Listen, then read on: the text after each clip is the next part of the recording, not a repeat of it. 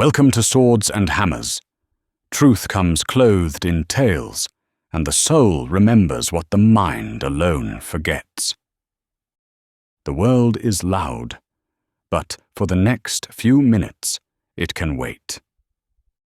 Take a moment, settle yourself, listen well. Come, let us begin. The Fettered Man and the Threefold Fire. A Parable of the Soul's True Prison. Chapter 1. The Whispering Jailer. The prison was a circle. The fettered man had paced it thousands of times, his bare feet knowing the cold curve of the stone floor, as a blind man knows his own face. There were no windows. There was no door. The walls wept a perpetual clammy sweat, and the only light was a sour, grey luminescence that seemed to rise from the damp straw on the floor. He was not bound by chains of iron. His fetters were of a subtler and stronger sort.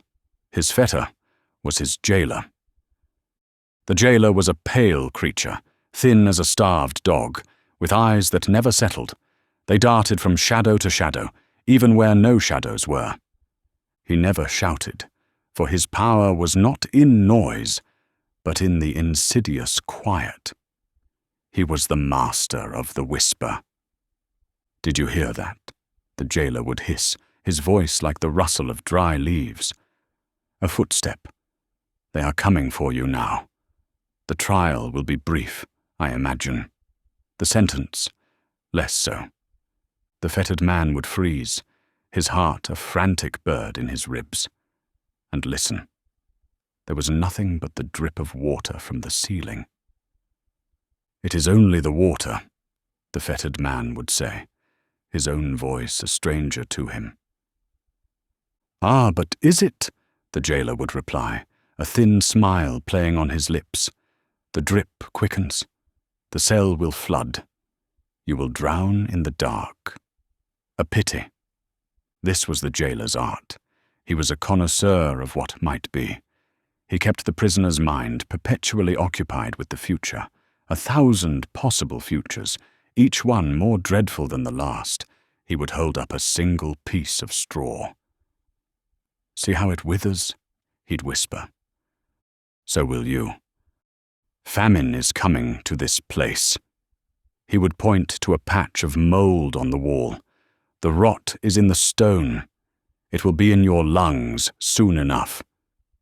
The fettered man lived in a cage built not of stone, but of what if. His jailer, this spirit of cringing dread, did not need to be a giant to be a tyrant. His own terror was contagious. He fed the prisoner a steady diet of doubt, and the prisoner, starving, ate every crumb. He had forgotten the sun, if ever he had known it. He had forgotten his own name. He knew only the circle of the cell, the damp of the straw, and the ceaseless, poisonous whispers of his companion. He had come to believe that this prison was the whole of the world, and the jailer its rightful lord. Chapter 2. The Rumour of the King. One day a new thing happened, a sound. It was not the drip of water or the rustle of straw. It was a low, resonant hum from far beyond the walls, a note so pure and steady it seemed to be the axle on which the world turned. The jailer sprang to his feet, his fidgeting hands twisting into knots. "It is nothing," he hissed. "The wind in a crack. A storm is coming. The walls will collapse." But the fettered man listened. The sound was not chaotic like the wind. It was filled with a terrible and beautiful order. It was like a star singing. Then, another new thing. In the seamless curve of the wall, a crack appeared, no wider than a hair. Through it pierced a single, impossibly bright sliver of light. The jailer shrieked and scuttled to the far side of the cell, shielding his eyes. "Put it out! It will blind you! It is a trick!" But the fettered man crawled toward it, his soul thirsting for it as a desert traveler for a drop of water. He put his ear to the crack, and with the light and the sound came a rumor, a story that seeped into his mind like wine into dry earth. It spoke of a king of such majesty that the stars were but the dust from his sandals. A king who had laid the foundations of the world itself. The rumor was a paradox, a truth that turned the world upside down. It said that the pale, whispering jailer was not the king's rival, nor even his enemy. He was a runaway slave, a foreigner, a usurper with no authority, a cringing coward who had fled from the light of the king's court. This was the most terrifying and hopeful thought the fettered man had ever known. His prison was not some forgotten corner of the universe, abandoned to a petty tyrant. It existed within the boundless kingdom of this great king. The jailer's power, which had seemed absolute, was revealed as a pathetic illusion, a charade performed in a dark room by a creature who feared the light. The prisoner's world had been small because his conception of the king had been small. The rumor was the beginning of awe, the first assault on the lie that had been his life. The jailer was still whispering his threats from the shadows, but for the first time, his voice sounded thin and reedy against the deep, eternal hum from beyond the wall. Chapter 3. The Violent Mercy. Hope is a dangerous thing in a place of despair. It is a seed that can either grow into a mighty tree or be crushed underfoot. The fettered man lay by the crack for a long time, torn between the familiar whispers of the jailer and the astounding rumor of the king. The jailer promised him the misery he knew. The king promised a freedom he could not imagine. Finally, he made a choice. He pressed his face to the cold stone, and for the first time, he spoke not to his jailer, but through the wall, into the light. He did not ask for escape. He did not ask for comfort. His cry was simpler, more desperate. "Show me." The response was not a gentle widening of the crack. It was an explosion. The wall did not crumble. It detonated. A fire, not the flickering yellow flame of a torch, but a white-hot, roaring, living fire, burst into the cell. It was the power of dynamite and the dawn of a new star combined. The sound was the hum he had heard, now magnified into a deafening symphony. The light was the sliver he had seen, now a blinding, world-filling glory. The jailer let out a single piercing scream of utter terror and dissolved into a cowering heap in the corner. But the fire paid him no mind. It did not burn the straw or scorch the stones. It ignored the cell entirely. It poured itself, a torrent of liquid sun, into the fettered man. The pain was excruciating, a fire in his very marrow. It felt as if every bone in his body were being broken and violently reset. It was the agony of a house being torn down to its foundations to be built anew. It was the terror of a horse, in a moment of blinding transformation, feeling wings burst from its back. This was no gentle improvement. This was a death and a remaking. It was a violent, undeniable mercy. And as the fire filled him, the old, cold dread that had been his constant companion for years was burned away like mist, replaced by a clean, searing, and holy heat. Chapter 4. The Lion, the Lamb, and the Mirror. The roar subsided. The blinding light softened into a strong, steady glow that emanated from within the man himself. He stood up, no longer fettered, no longer shivering. He felt a power coursing through him, a strength that was not his own, a divine energy that made the very stones of the cell seem fragile.